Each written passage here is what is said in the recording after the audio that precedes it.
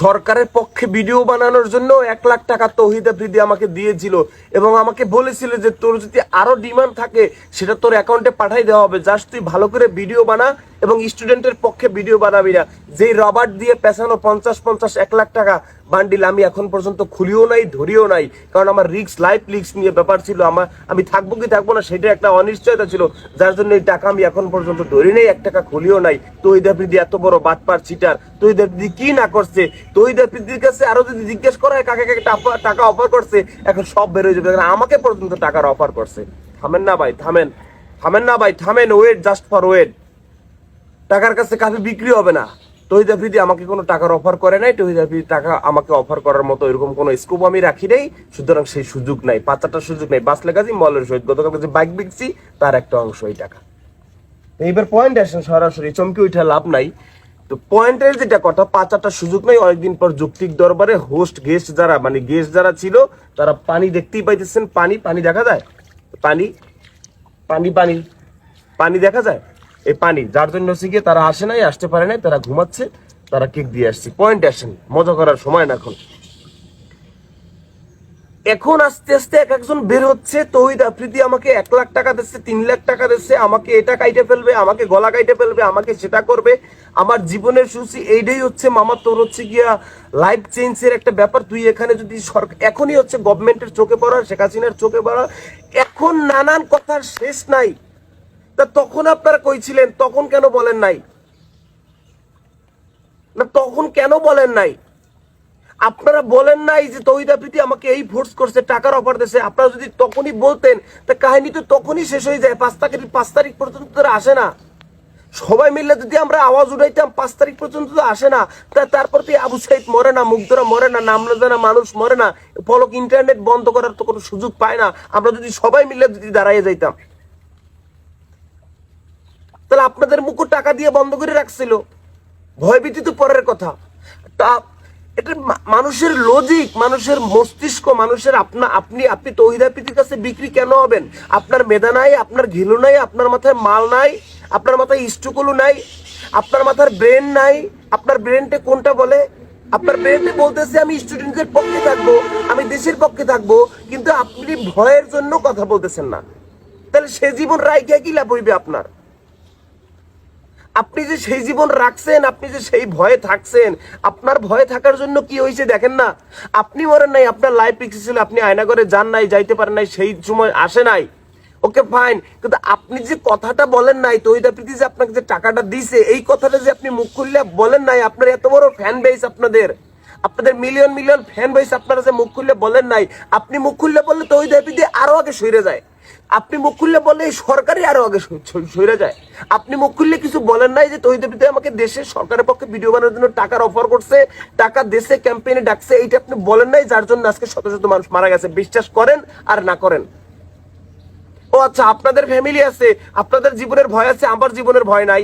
আমরা যারা আন্দোলন করছি, আমরা যারা কথা বলছি বনে জঙ্গলে গিয়া, এখনো বনে বুলেটের দাগ, এখনো মনে হয় বুলেটের দাগ।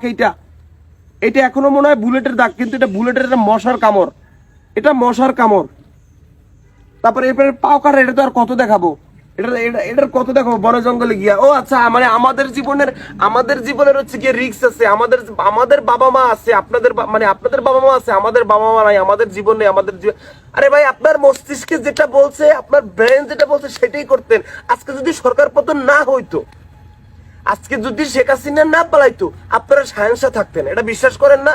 এটা তো খুব সুন্দরভাবে বিশ্বাস করেন। আপনারা ঠিকই আবার 5-8টা মানুষের টপে থাকতেন, মানুষকে ভুল বুঝে, মানুষের ইমোশন নিয়ে আজকে আপনারা ঠিকই রামরামা পায়ের উপরে পা ফেলাই তারপর খাইতেন।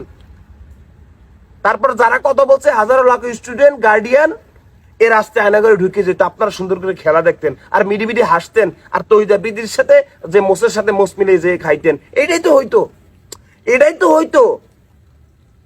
কিন্তু দেখেন, কালো হাত, অপশক্তি, হেডাম, এগুলো কিন্তু কিছু টেকে নাই। এগুলো টেকে নাই। যুগে যুগে যেই আসবে, যেই করতে চাইবে, কখনোই টিকবে না। কিন্তু আপনাদের দায়, এটা আপনাদের দায়। নীরবে আস্তে এখন ফেজে এসে, লাইভে এসে বিবৃতি দিয়েন না যে আমাকে এত দিছি, এত করছে, জীবনের হুমকি দিছি, এটা করছে, সেটা করছে। লজ্জা থাকা উচিত আপনাদের লজ্জা থাকা উচিত। এই সরকার যদি পতন না হইতো, এগুলো আপনারা কখনো বলতেন না। এখন বলতেছেন কিভাবে? এখন আমরা স্বাধীনতা অর্জন করে দিচ্ছি, এখন আমরা জীবন, ওটা আমাদের জীবনের রিস্ক আছে, মানে রিস্ক নাই, আপনাদেরই জীবন আছে। এখন এই সরকার পতন না হলে এই কথা কখনোই বলতেন না। বলতাম এখন যাই সুন্দরভাবে গাড়ির ভিতরে বৈশা আরো কিছু টাকা পয়সা নিতেন, কাঁধে কাঁধে মিলাইয়া, তারপর পাচাটা আরো সুন্দর করে, আরো আগে তো পা চাটতেন, এরপর জুতা সহ চাটতেন। এখন এমনটাই হইতো। আর এখন সরকার পতন হয়েছে, এখন আমাকে এত দিচ্ছে, এখন সব বের হইতেছে, তখন বের হয় নাই। বিশ্বাস করেন আর না করেন, তখন যদি সবাই মিলে মুখ খুলতেন, এত জান যাইতো না, এত ক্ষয়ক্ষতি হইতো না, এই গভর্নমেন্ট আগেই পালাইতো। কিন্তু আপনারা গভর্নমেন্টকে সরাইতে চান নাই। যখন এক দফায় চলে আসলো, আপনারা গভর্নমেন্টকে সরাইতে চান নাই। আপনারা গভর্নমেন্টের এই খুনি হাসিনার পক্ষে আপনারা কথা বলছেন। আপনারা চুপ থাকছেন, টাকা পয়সা পাইয়া, জীবনের রিস্ক পেয়ে, যেভাবে আপনারা চুপ থাকছেন, শুধু চুপ থাকা না, আপনারা এই শেখ হাসিনা, খুনি হাসিনাকে আপনারাও পালছেন। কারণ আজকে হাসিনার যদি পছন্দ না হইতো, আনপার্সোনালিটি হোক, পার্সোনালিটি হোক, পতন যদি না হইতো, এত লাখ টাকা দিচ্ছে, এই কথা আসতো না, এই কথা হইতো না। এই কথা আপনারা মুখ খুলে বলতেন না। আজকে ওই যমুনা টিভিতে আমরা পাহাড়ে উঠেই ফেলাইছি না, ওই মেয়ে সাংবাদিক জার্নালিস্ট, সে এই মন খুলে আটকাইতে পারতো না সমন্বয়ককে, পারতেন না। আপনারা এই কথা বলতে পারতেন না। এখন আসছেন সিম্পিতি নিতে, এখন আসছেন আমাকে এতটা গল্প বানাইতে। না, আমি মনে করি বানায় নাই, ঠিক আছে, গল্প বানান নাই, বানাই বলেন নাই, মানুষের সিম্পতি নিতেছেন না, দিস ইজ ট্রু, সব ঠিক আছে। তো ওই আপনাকে অফার দিছে, তখন বলতেন। তখন কেন বলেন নাই? তখন বলেন নাই, এই জন্য লাশের ভাগিদার আপনিও ভাই। বিশ্বাস করেন না করেন, মাথা দিয়ে খাড়েন, মাথা থাকলেই ঠেলেন না, মাথা দিয়ে চিন্তা করেন। আপনি তখন মুখ খুললে আরো একজন মুখ খুলতো।